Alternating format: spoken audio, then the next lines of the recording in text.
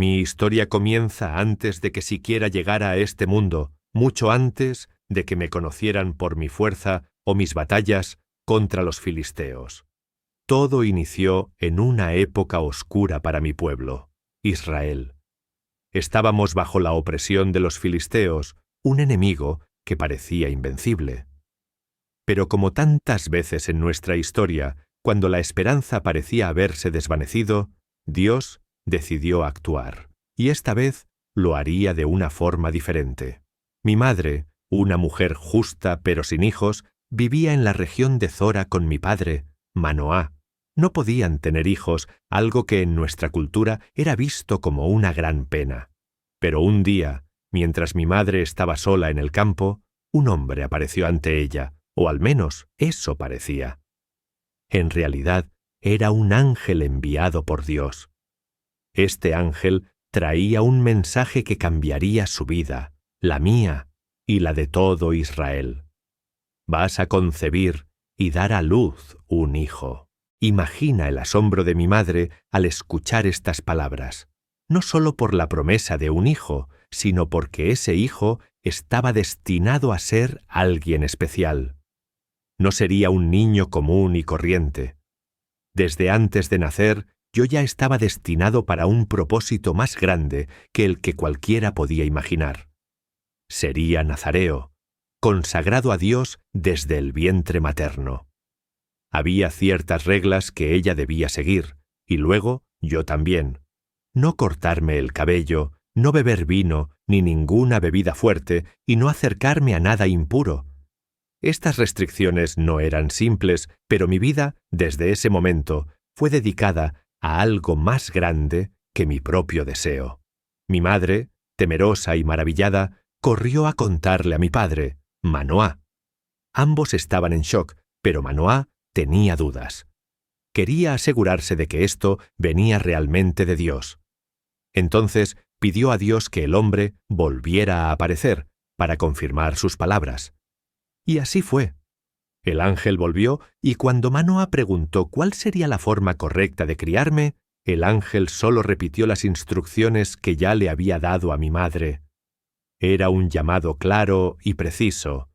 Yo sería el instrumento de Dios para liberar a Israel. Este no era un simple anuncio de un nacimiento, era el inicio de un plan divino. Cada paso, cada decisión desde antes de que tomara mi primer aliento estaba dirigido por Dios. Mis padres sabían que mi vida estaba marcada por algo grande, algo que nadie podía detener, ni siquiera los filisteos. Mi llegada traería esperanza en medio de la desesperación, aunque el camino para cumplir mi propósito no sería fácil. Y así, mi destino estaba sellado. Mi nacimiento no fue como cualquier otro. Desde el primer aliento que tomé, ya estaba marcado por un destino divino. Mi madre, que durante mucho tiempo había sido incapaz de tener hijos, me recibió con una mezcla de alegría, temor y reverencia. Después de todo, yo no era simplemente un hijo deseado, sino uno prometido por Dios. Y con esa promesa venía una gran responsabilidad. Mis padres sabían que no podían criarme como cualquier otro niño israelita. El voto nazareo no era una mera formalidad ni una opción. Era un pacto sagrado con Dios. Desde el momento en que nací, fui consagrado a Él bajo este voto, y toda mi vida estaría regida por sus principios. Para mis padres, esto significaba obediencia estricta a las instrucciones que el ángel les había dado: no cortarme el cabello jamás, no dejarme beber vino ni cualquier bebida fuerte, y no permitir que me acercara a nada impuro. Podrías pensar que crecer bajo estas restricciones habría sido difícil para un niño. Sin embargo, en mi caso, estos no eran solo mandamientos. Eran señales de que mi vida tenía un propósito mayor. El cabello que nunca fue cortado se convirtió en el símbolo de mi conexión directa con Dios. El no beber vino o cualquier otra bebida fermentada me recordaba que debía mantener mi cuerpo puro, siempre listo para cumplir la misión que Dios había planeado para mí. y el evitar la impureza era una constante alerta de que no debía contaminar mi espíritu, porque estaba apartado para algo mucho más grande que el simple hecho de vivir. Mis padres me criaron con este sentido profundo de destino. Cada vez que mi madre me miraba, veía en mí no solo a su hijo, sino a alguien elegido por Dios para liberar a nuestro pueblo. Era una carga pesada, pero desde niño sentí una energía, una fuerza interior que no podía explicar. Los demás niños en el pueblo sabían que había algo diferente en mí, aunque nadie podía definirlo exactamente. Me enseñaron que debía respetar y honrar este llamado, porque no era algo que cualquiera recibiera. Con el tiempo, la fuerza que Dios me había dado comenzó a manifestarse de formas que nadie esperaba. Lo que mis padres vieron primero fue un niño fuerte, más fuerte de lo que cualquier niño debería ser. Pero no era solo mi fuerza física lo que los impresionaba. Era la sensación de que esta fuerza no venía de mí, sino de algo mucho más grande. Y así fue como crecí. Un niño especial bajo un pacto especial, sabiendo que Dios me había dado esta fuerza por una razón específica, aunque aún no sabía cuándo o cómo se manifestaría completamente. El voto nazareo no era solo un conjunto de reglas, era mi identidad. No me permitía olvidarme de quién era ni de lo que debía hacer en este mundo. Cada hebra de mi cabello que crecía, cada sorbo de agua que bebía en lugar de vino y cada vez que me alejaba de algo impuro, todo era un recordatorio constante de que mi vida estaba entrelazada con el plan divino. Mientras crecía, la expectativa también crecía. Mi destino era claro, aunque el camino aún no lo era. Pero lo que sí estaba claro era que mi tiempo llegaría, y cuando llegara, tendría que estar listo. Mi fuerza y mi consagración a Dios serían las herramientas que Él usaría para traer liberación a mi pueblo, y cada día que pasaba me acercaba más a ese momento. A medida que crecía, comencé a notar algo diferente en mí. No era solo mi tamaño o mi agilidad, sino una fuerza que iba más allá de lo natural. Al principio eran pequeños indicios. Podía levantar objetos que otros hombres no podían mover, romper cosas con facilidad o correr más rápido que cualquiera. Pero con el tiempo, esta fuerza se volvió innegable, algo que no podía esconder. La primera vez que lo sentí con toda su intensidad fue cuando un león me atacó mientras caminaba por los campos. En ese momento, el Espíritu de Dios vino sobre mí, y sin pensarlo dos veces, lo rasgué en pedazos con mis propias manos, como si fuera un simple cabrito. Ni siquiera supe cómo lo hice, pero fue entonces cuando entendí. Esta fuerza no era mía, era de Dios. Desde ese día, mi reputación creció. Mi pueblo comenzó a ver en mí algo más que un joven prometido a Dios. Sabían que había algo divino en mi fuerza, algo que solo podía venir del cielo.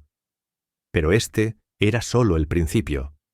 Fue durante un viaje a Timnat, una ciudad filistea, que la vi por primera vez.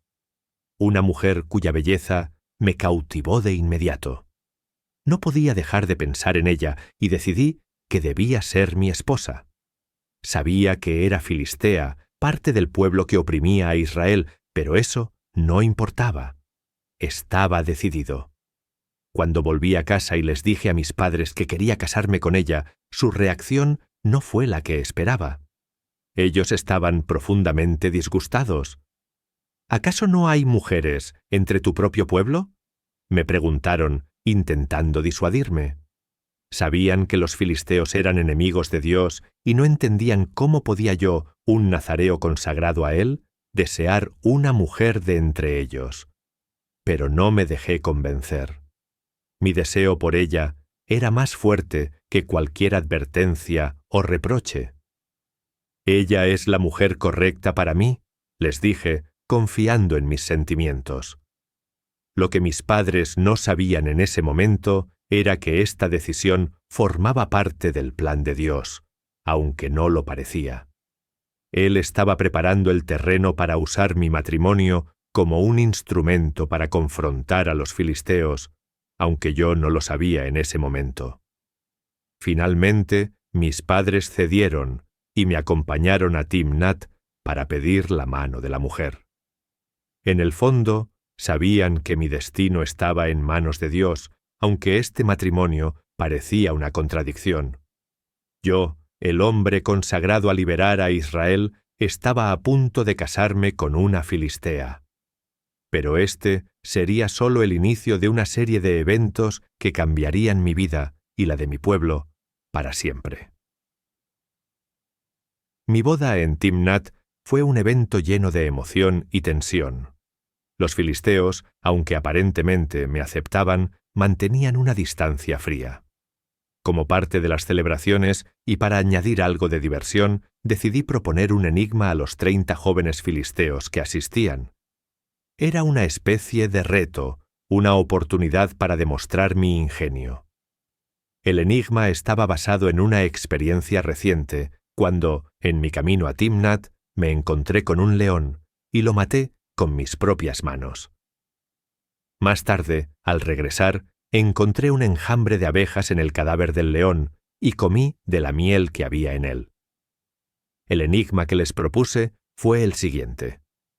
Del que come, salió comida, y del fuerte, salió dulzura. Les di 7 días, el tiempo que duraba la fiesta de bodas, para resolverlo. Si no podían, tendrían que darme 30 túnicas y 30 mudas de ropa. Pero si lo lograban, yo sería quien les pagaría esa deuda. Los días pasaron y los filisteos no pudieron descifrar el enigma. Frustrados, se volvieron a mi esposa, amenazándola si no les conseguía la respuesta. Ella, aterrada por su vida, comenzó a suplicarme una y otra vez que le revelara el significado. Aunque al principio me resistí, su constante presión me venció y finalmente se lo conté. Fue entonces cuando la traición se consumó. El 7º día, los filisteos me dieron la respuesta correcta. Lo supe al instante, mi esposa me había traicionado. Mi ira fue inmediata. Sabía que habían jugado sucio y aunque les entregué las prendas que les debía, mi venganza no tardaría en llegar. Esta traición marcó el inicio de una rivalidad aún más feroz entre mí y los filisteos. La traición de los filisteos en mi boda encendió una furia en mí que no podía controlar. Sabía que no habían jugado limpio. Mi propia esposa había sido utilizada en su complot para descubrir la respuesta del enigma, y no solo me sentí humillado, sino también traicionado por aquellos que se suponía eran mi nueva familia. No podía dejar que eso quedara sin castigo. En mi enojo me dirigí a Ascalón, una ciudad filistea cercana. Mi ira me consumía y necesitaba desquitarme. Allí, en un arrebato de furia, acabé con 30 hombres filisteos. No fueron simples golpes ni actos de violencia sin sentido. Fue la fuerza de Dios, la misma que me había permitido rasgar a un león en pedazos, la que se desató en mí. No eran simplemente enemigos, eran parte del pueblo que oprimía a Israel, y mi venganza tenía un propósito más profundo de lo que cualquiera de ellos podría entender. Tomé sus ropas y volví a Timnat. Cumplí con mi promesa entregando las túnicas a los jóvenes que me habían engañado. Pero eso no alivió mi rabia. Me sentía herido no solo por el engaño de los filisteos, sino también por mi esposa, que se había doblegado ante ellos. Después de entregar las prendas, no podía quedarme en Timnat. La ira seguía ardiendo dentro de mí, y la única forma de aplacarla era distanciarme de todo lo que me recordaba esa traición. Dejé a mi esposa y regresé a la casa de mi padre. Sabía que esto no había terminado. Los filisteos y yo habíamos cruzado una línea que no se podría deshacer. Mi venganza no solo fue un acto de justicia personal, sino también el inicio de una serie de disturbios y enfrentamientos que marcarían mi relación con los filisteos. Desde ese momento, ellos sabían que no podrían doblegarme fácilmente, y yo sabía que la batalla apenas comenzaba. Después de la traición en mi boda, el fuego de la venganza seguía ardiendo dentro de mí. Me alejé, pero no por mucho tiempo. Cuando finalmente regresé a Timnat para visitar a mi esposa, me enteré de que había sido entregada a otro hombre, uno de mis propios compañeros de boda. La noticia cayó sobre mí como una tormenta. La traición era aún más profunda de lo que había imaginado. Aquella mujer, que había sido mi esposa, ahora pertenecía a otro, y los filisteos nuevamente habían jugado con mi vida. La ira que sentí no se podía describir con palabras. Esta vez, no solo era un asunto personal, era un ataque directo contra mi honor y mi destino. Sabía que debía responder, y esta vez la venganza sería mucho más grande. Así fue como decidí que los filisteos debían pagar por lo que me habían hecho. Movido por mi furia y la guía de Dios, ideé un plan que dañaría profundamente a mis enemigos.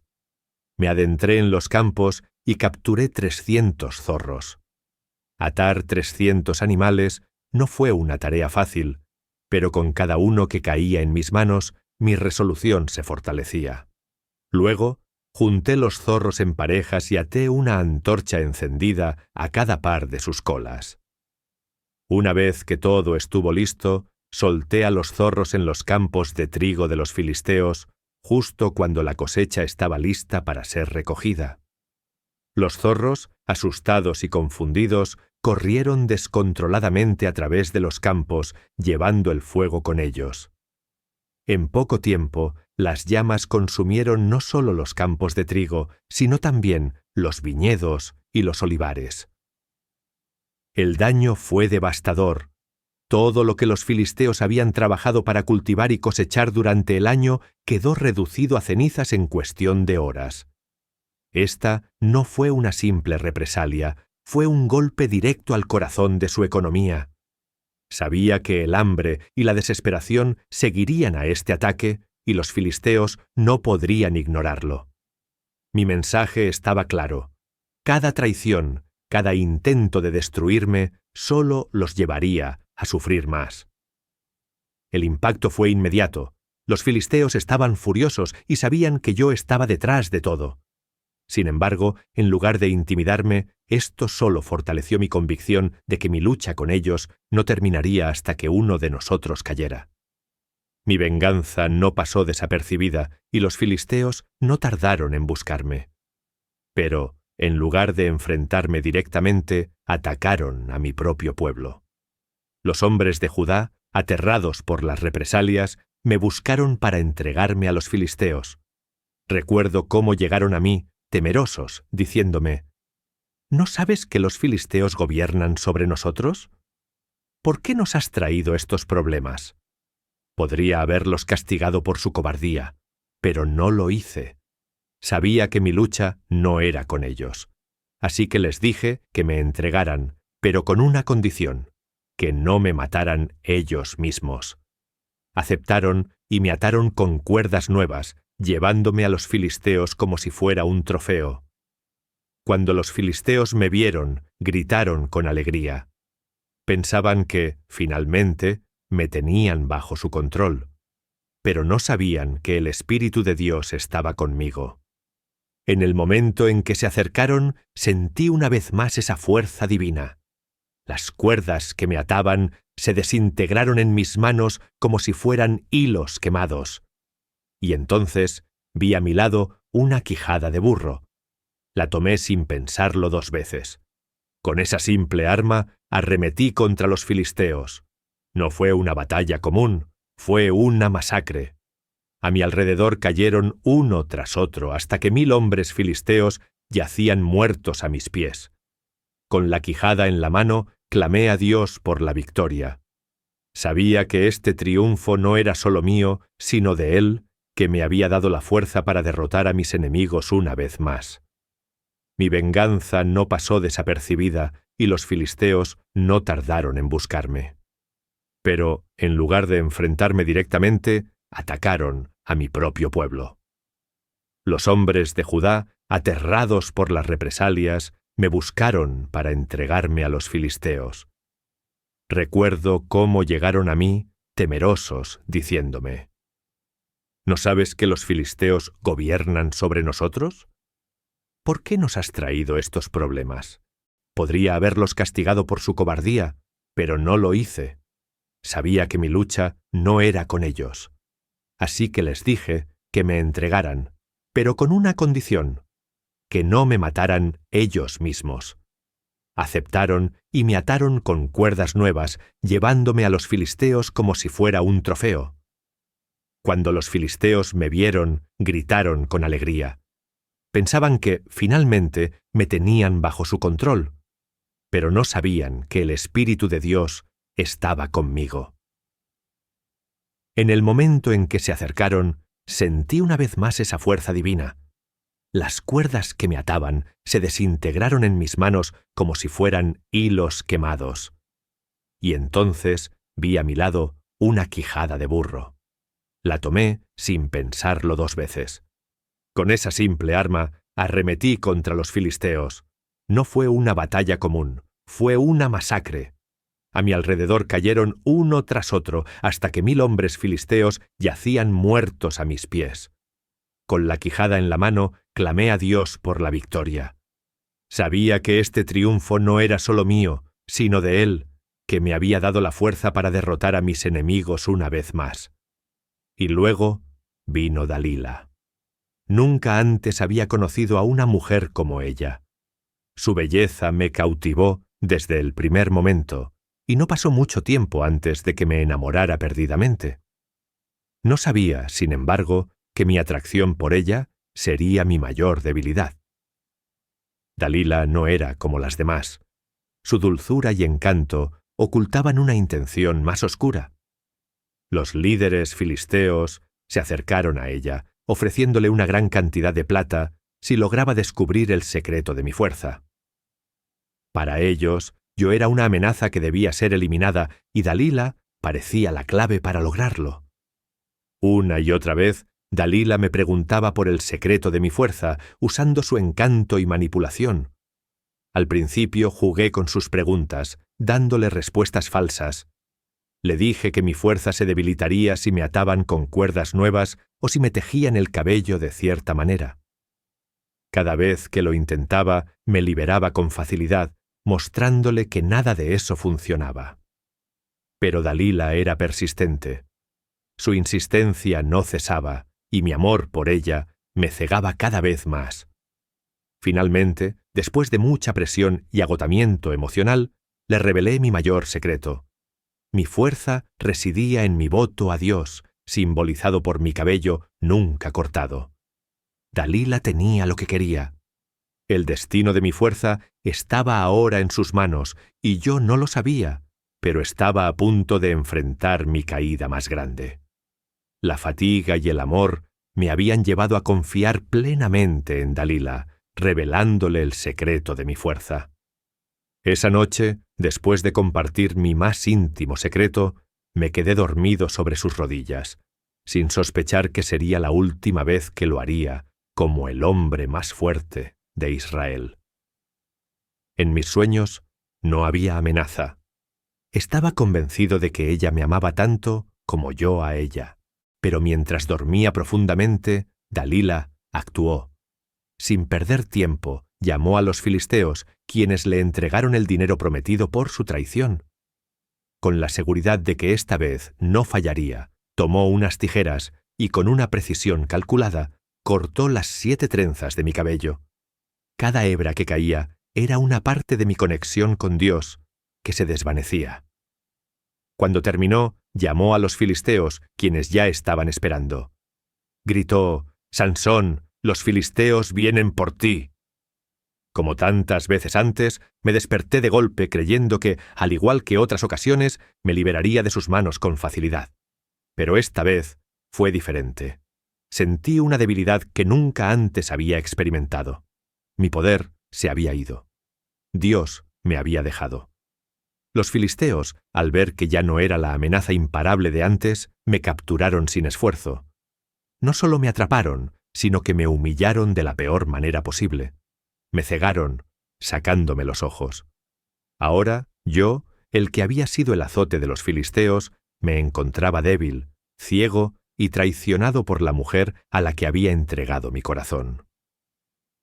Después de que los filisteos me capturaron y me cegaron, mi vida cambió por completo. Yo, que había sido el hombre más temido de Israel, me encontraba ahora sin fuerza, sin visión, y bajo el poder de aquellos a quienes una vez derroté. Me llevaron a Gaza, la misma ciudad de la que había arrancado sus puertas, pero esta vez como prisionero. No solo querían castigarme físicamente, querían humillarme, reducirme a nada. Los filisteos me pusieron a trabajar en un molino, una tarea reservada normalmente para animales.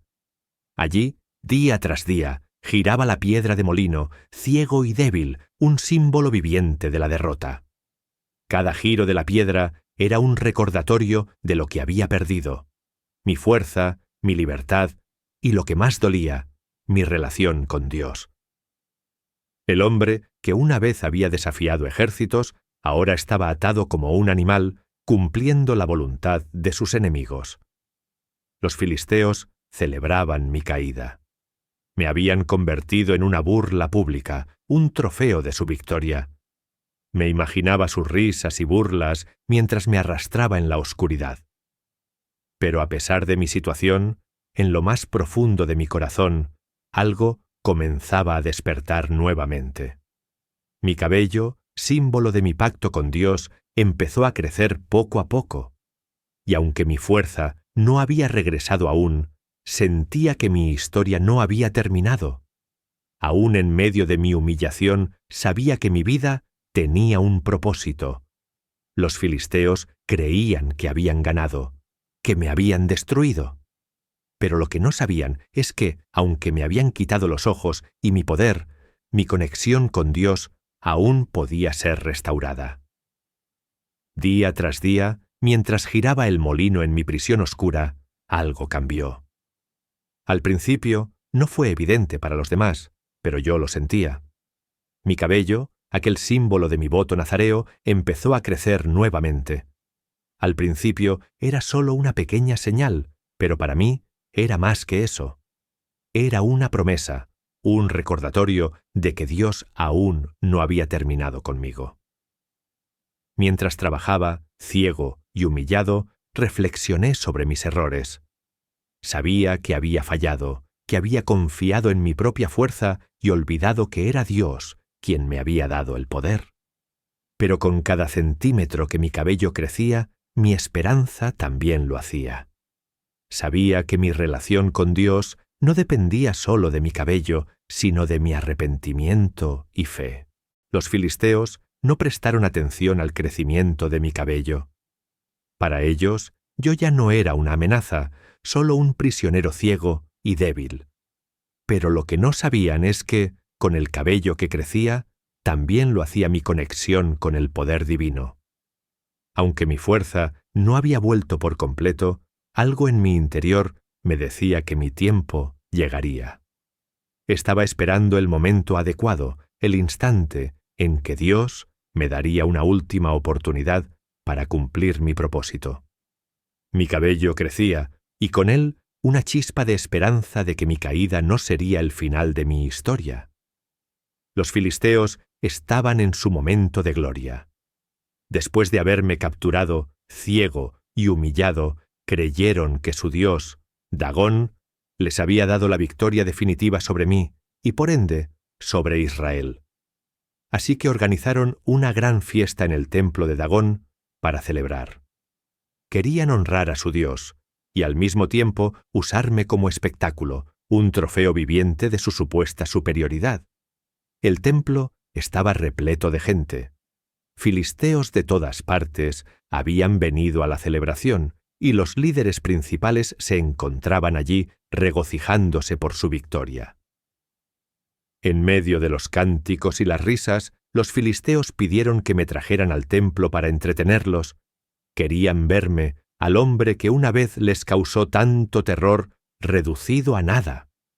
Me sacaron de la prisión ciego y débil, guiado solo por un joven sirviente. Al entrar al templo, sentí la burla en sus voces, sus gritos de desprecio. Me hicieron caminar entre ellos, humillado ante una multitud que gozaba viéndome en mi estado más bajo. Mientras caminaba, escuchaba cómo alababan a Dagón, diciendo que él me había entregado en sus manos. No sabían que mi caída no era el final de la historia. En el clímax de la celebración, pedí al joven que me llevara junto a las columnas principales que sostenían el templo. Sabía que este era el momento que había estado esperando, la oportunidad de redención. Aunque no podía ver, podía sentir que el templo estaba lleno. Los líderes filisteos y la multitud entera estaban allí para reírse de mí. Pero lo que no sabían era que, incluso en mi ceguera, Dios todavía estaba conmigo. De pie entre las columnas del templo, sentí el peso de la estructura sobre mis manos. Aunque ciego, sabía que este era el momento por el que había esperado. La burla de los filisteos resonaba en mis oídos, pero mis pensamientos estaban en otra parte. Mi corazón se volvió hacia Dios, consciente de mis errores, consciente de cómo había desperdiciado la fuerza que Él me había dado. Pero en ese instante, lleno de arrepentimiento y humildad, pronuncié una oración sincera. Señor soberano, acuérdate de mí. Te ruego que me des fuerza una vez más, solo una vez más, para que pueda vengarme de los filisteos por la pérdida de mis ojos. Con las manos apoyadas en las columnas principales, sentí que el poder de Dios volvía a fluir en mí. Esta era mi última oportunidad para cumplir con el propósito que se me había encomendado. Sabía que este acto me costaría la vida, pero también sabía que no podía dejar pasar la oportunidad de traer justicia a mi pueblo, Israel. Con todas mis fuerzas, empujé las columnas. El templo comenzó a crujir, las piedras se movían bajo el peso del edificio. En cuestión de segundos, las columnas cedieron, y el templo entero se derrumbó sobre la multitud de filisteos que se había reunido para celebrar. En ese instante murieron miles de ellos, incluidos sus líderes. Y así, en mi muerte, logré más que en toda mi vida. Dios me había escuchado y me había permitido cumplir mi propósito final. El templo se desplomó, y con él cayeron no solo mis enemigos, sino también yo, en un último acto de sacrificio.